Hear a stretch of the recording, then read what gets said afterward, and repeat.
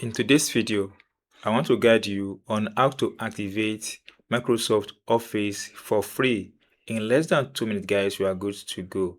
And the process is very simple. Open your PC here, double click on it to open your PC. Then click on your C drive. Now go to program file 86. Look at this if there is Microsoft Office here. Now it's not here. Then click on back button again. Come to the second one, the program file. Click on it.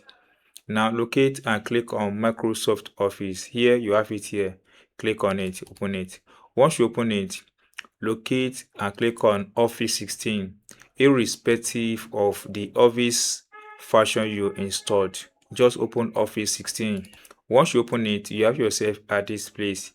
If you have this button with .exe, then come to this view button, click on it, scroll down to show, then click on this button that says file name extension. Once you click on it, then it should come out like this. Now click on this one, right click. Now run as administrator 1. Click on yes. That will close. Then run on it again as administrator number 2. Click on yes. It will open and it will close. Run on it again as administrator 3. Click on yes. Run it again. First time, click on yes. Run it again the 5th time. Yes.